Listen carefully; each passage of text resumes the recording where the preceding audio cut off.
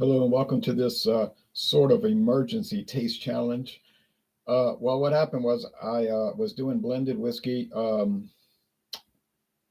some weeks ago, end of 2023, early 24, I think, in American blended whiskeys, and I overlooked one. So I realized that. Okay, here is Classic Club. So I did Classic Club versus a bunch of other American blended whiskeys. I had some trouble with it because it was so similar to the others. You know, it wasn't that I wasn't trying hard or I was being slipshod with the challenges. It's just that this one and those others are so similar that it's very difficult to tell them one from the other. Now, with some of them, like Seagram Seven Crown, yeah, you're not going to get them mixed up. That's a more premier product. But anyway, just goes to show you, you could pay a lot, but you may not get that much better with these. This was $13.99 a Total Wine and More. Now they're listing it at $15.99, so I bought it at the right time a year ago. Looks like 80% grain neutral spirits, 20% straight whiskey, most likely bourbon. This is from I.W.A. Distilling Company Limited, which is another word for Sazerac. All right, it's a Sazerac alias name. You can find that out because if you look on the Iowa Liquor Control Board store website, because Iowa is one of those controlled states where they only have state-owned liquor store, they give the full disclosure. And if you look up like Caliber Canadian, also from I.W.A. Distilling, it says Sazerac is the producer. And I think Walmart says that too. So I bought this at Total Wine and More. Now here is Iron Wheel Kentucky blended whiskey. You notice it doesn't say American blended whiskey. It says Kentucky. That means all the whiskey in here comes from Kentucky. Okay. Now the Classic Club, yeah, that could be from Indiana and so forth, blended in. 40% alcohol, aged 3 years like the other one. This hit the market in 2019. I don't know when Classic Club hit the market. Never could find out. There's a whole write-up on here about the Iron Wheel and how it changed agriculture and all of that kind of stuff. You can tell what bottle it is. You could tell it's Sazerac because you can see it's an ancient age bottle or Benchmark. They all use the same bottle with these things. When I bought this 3 years ago, it was $8.99 at Hocus Pocus Liquors. Can you believe it? $8.99. I think it's gone up to $9.99. I could check the website and see, but it's a 75-25 blend ratio, so it's a higher percentage of straight whiskey. Like I say, most likely bourbon, considering who's making it.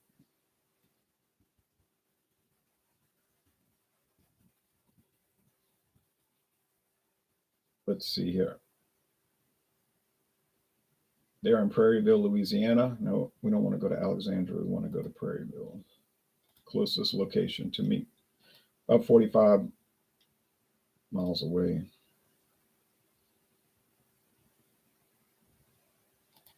Oh, there it is, Iron Wheel right there. First, one of the things they showed.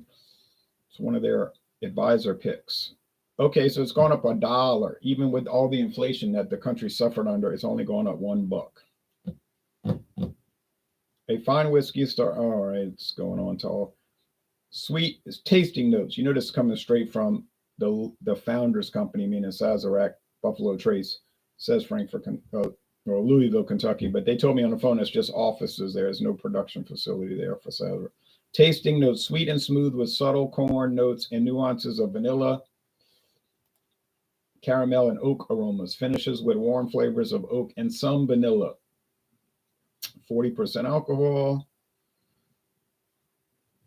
And, you know, it's pretty good if you like this sort of thing. You can get a handle for $18.99. So you come out ahead getting the big glass bottle. It's glass too.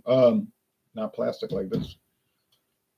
So, but then you say, yeah, but then I have all that. Right. That's why I bought the smaller bottle. Just, I didn't know. I figured I'd like it all right, but I just didn't want to have that much of it. I get too many of these big bottles. Let's see. Classic Club.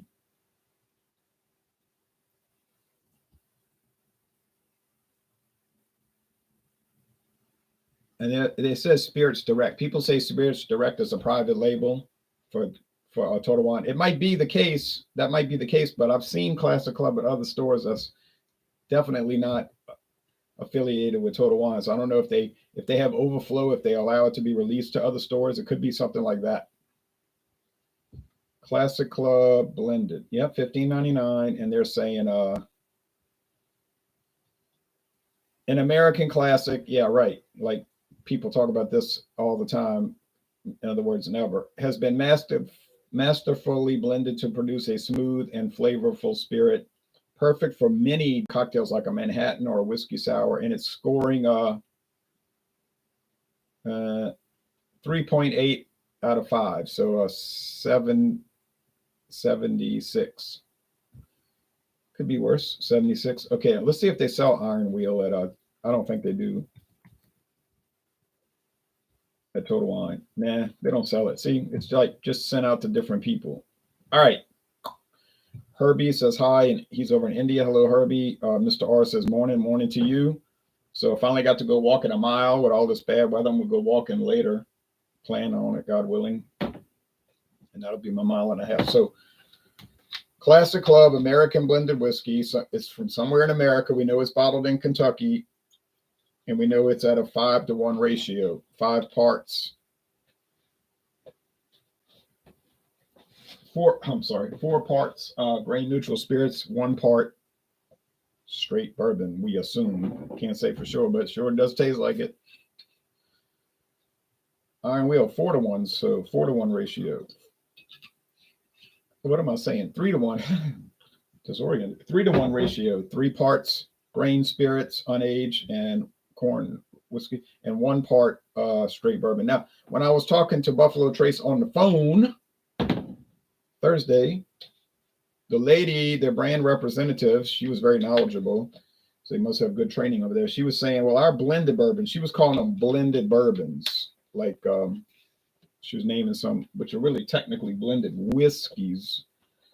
A blended bourbon has to be at least 51% straight bourbon, but she was calling all of them Kentucky Dale blended bourbon. Well, that's telling me, ta-da, it must be straight bourbon in it. And she said Kentucky Dale is very popular. I know that from Louisiana. I mean, I see it. Go to New Orleans, every store got Kentucky Dale of any size. And she said, I said, did they just dump old like reject bourbon in that, just to get rid of it? That would be a good way to do it. I guess the people buying it wouldn't care. She said, oh no, it's a specific recipe only for that product. She said, because yeah, it's inexpensive, sure.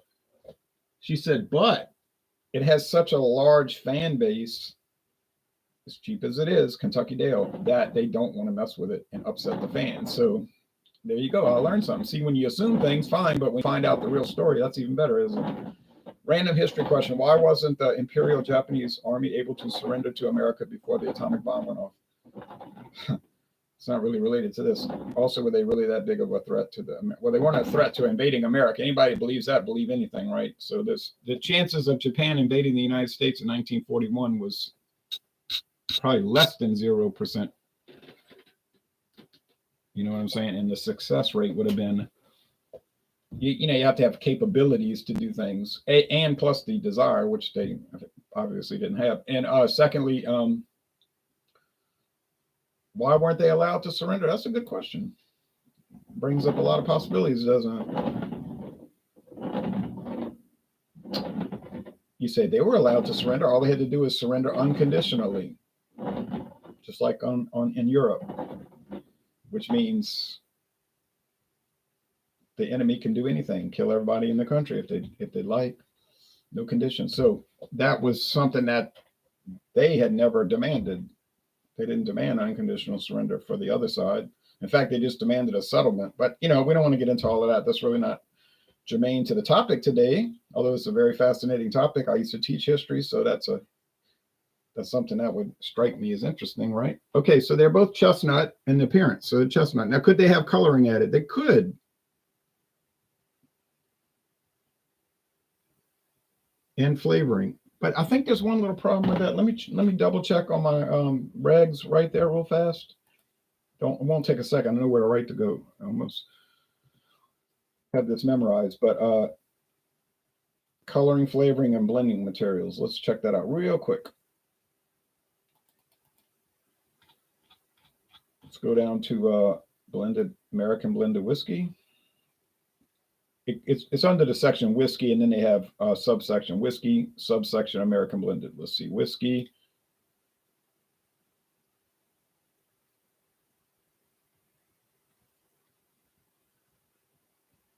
Whiskey blended. Okay, here we go. What we have here. Whiskey blended. Are you allowed to add coloring? Check. The box is X'd on yes. Yes, allowed.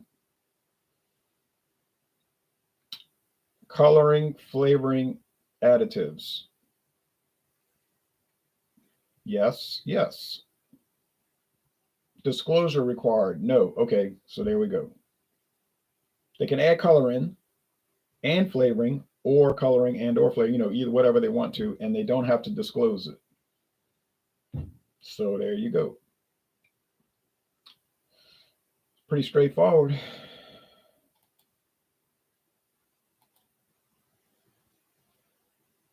Right, moving on. So yeah, so that's a fascinating question, Mr. R. Okay, so these may have coloring added and they may have flavoring added, and they're not required to disclose it. So there you go.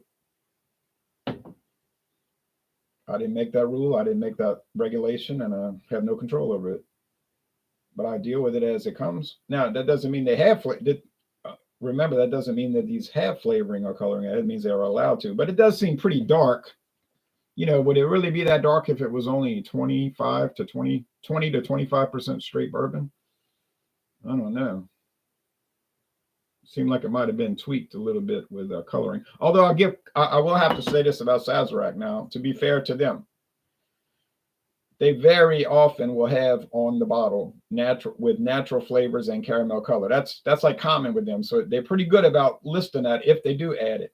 So when I don't see it on there, I'm assuming they didn't put it.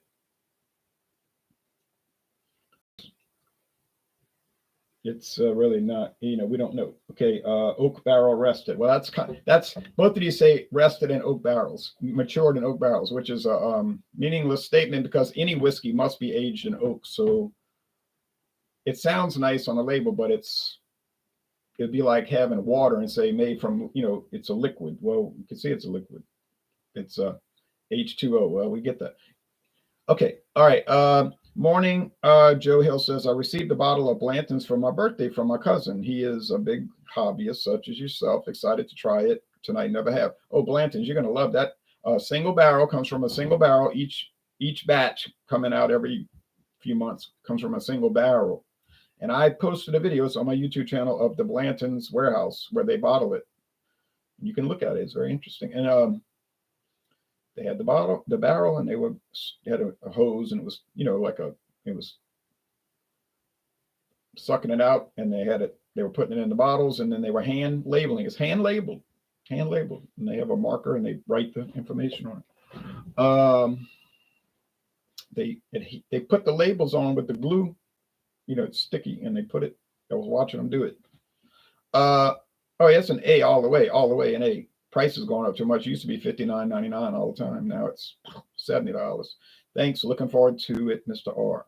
Blanton says high quality, good for you, Joe Hill. Yeah, that's a great gift. And I was given a gift. I did not buy my bottle of Blanton's. It was given to me. Okay, so on with the show. Smells like corn. Makes sense. These are both probably 90% corn. A little bit of rye, a little bit of barley malt, but corn. Another thing she told me on the phone, she said all of their vodkas, no matter what it is, all Sazerac vodkas, meaning Buffalo Trace vodkas, are at least 51% corn. I didn't even ask about vodka. She just brought that up. She said, just remember, she said, now the other 49%, I don't know what it is. Maybe sugar cane, because Sazerac's headquartered in Louisiana. Louisiana is a sugarcane producer. Wouldn't really matter. Now, if you had a bottle of vodka and it said from Sazerac, let's say from Buffalo Trace, and it says made from grain, then forget it. It could not have sugarcane in it because it said made from grain. That's a definitive statement. But it could be wheat, rice, barley. We don't know. She says at least 51% corn, which means it could be 100%. but it's no lower than 51. Okay, the aroma here for both of these is minimal. If you're saying, oh yeah, I like a whiskey with a big profile, I want them to have a lot of boldness in the aroma and it really come out with a lot of action. Yeah, well, don't buy these because they don't. They're mild, they're mellow, but bold aroma, forget it. But not a bad aroma. It's nothing off-putting. I'm just telling you, don't expect a lot of punch. Let's go with the taste. Cheers.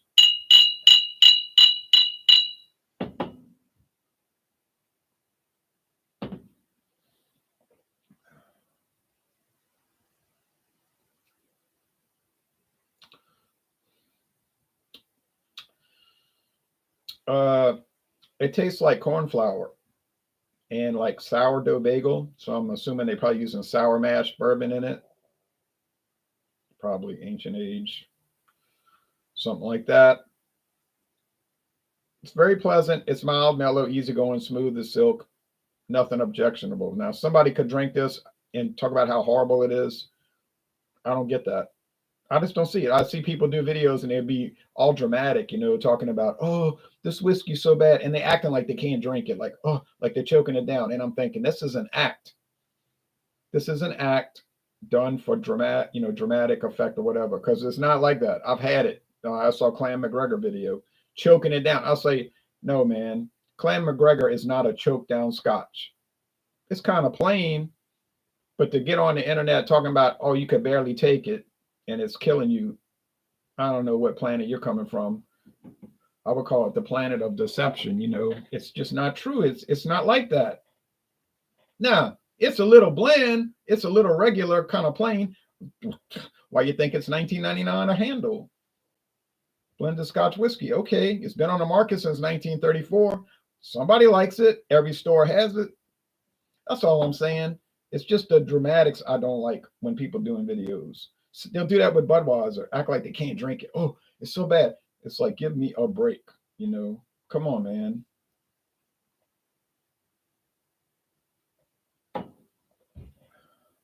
This is sweeter and more oaky, like charred oak, and more caramel and more vanilla and more like sugar water or something, honeysuckle nectar. So this one has a more developed flavor. So it's making me think it's the Iron Wheel, which is a higher percentage of straight bourbon, but I'm not really sure.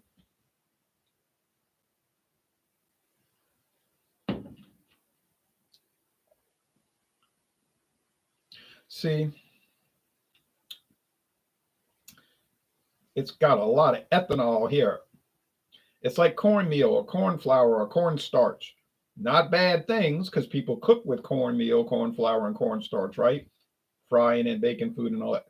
Okay, they're frying fish. Most likely they're going to use cornmeal, all right? But it is a little bit on that end of the grain spirit forward. You see, that's why they cost so little, because they're taking corn spirits. Doesn't have to be corn, could be rice if they wanted to. And they're not aging it. They're just blending it straight off the bat, right off the bat with straight bourbon. Got to be straight. Couldn't use regular bourbon. Have to be straight bourbon, or it could be straight corn whiskey, whatever. Gotta be straight. Okay. But if you read the regulations carefully, it says grain neutral spirits must be stored in oak vessels. Stored in oak. Well, if it's stored in oak, you say, yeah, I know what you're saying. I know what you're getting at. Isn't it aging?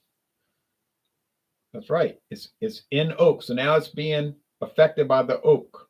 It's going to suck up some of that vanilla and that oakiness. Of course, they might only store it in an oak container for a week until they're ready to, so they can put it in the blend. Now, if they store it for any meaningful matter of time, it's not going to really be a grain neutral spirit because it's no longer going to be neutral. It's going to take on that oakiness. Now, if you read the regulations for vodka, which some people seem to get confused about every day of the week, that it's the same thing as grain neutral spirits, but it is not. If you read the regulations for vodka, it says it can never touch oak. It must never touch oak under any circumstances. It must be stored in stainless steel, or I think they say metal vessels or something like that, which going to be stainless steel.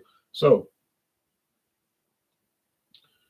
if you talk to somebody who's trying to come across like a whiskey expert and they talking about this is brown vodka, that's an alarm bell. They don't know what they're talking about. All right. But they think they do, and they think they're being cute and showing how smart they are, but they're not. It's not the same. But anyway, getting beyond that, will you be doing any more double downs, the long form videos where you go through the old magazines and the brewery history? We're always entertained. Yes, Joe Hill, I am, but I have to find a new brand to do a double down. I went through everything I could find. So if I found another can of Blatz or a case, I'd buy a case of Blatz, a suitcase of that. Of course, I would do it. If I found Schmidt, which I found in Philadelphia, a month before I started doing my video, a few months before I started doing my video reviews. So, well, yeah, of course. Definitely, I would do. Those are my favorite videos. I would do it. But I got to find, because I've already done everything behind here.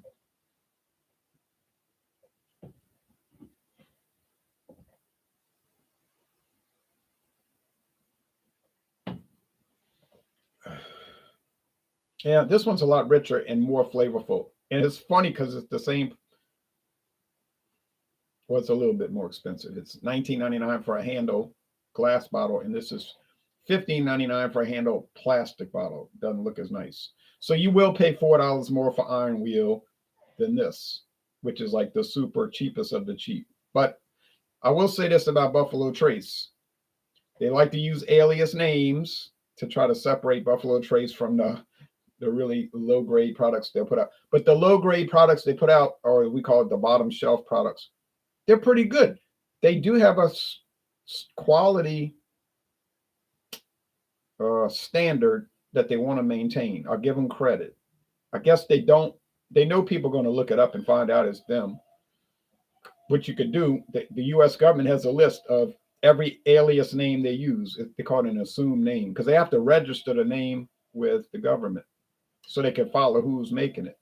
So like they'll say, oh, we're going to make this and call it I.W.A, the founders company. The government doesn't care. Call it whatever you want. As long as we get our tax money, we don't care. Just as long as you register it with us as what they call an assumed name, you could have 1,000 assumed names. And we can, and if there's a health problem with it, we can track, put the code in. Oh yeah, Buffalo Trace. Okay, so but they seem to have really good quality control, and I love their products. Okay, so I'm gonna say this is the Classic Club. Good product, not quite as good as the Iron Wheel though. I got it right. It is. It really is the Classic Club. So I got it right. If you're used to drinking these, and you can see I've been through the bottles pretty deep, you won't be able to confuse. You won't confuse them, no. So if you want to buy a huge bottle of American Kentucky whiskey, basically, this one Kentucky for sure, and you want to spend less than $20 before tax for a huge bottle, go with Iron Wheel. You might see it around. You can look it up on Google search, and you probably find it. All right, thanks everybody. Wayne, cheers to you. Bye bye, everybody.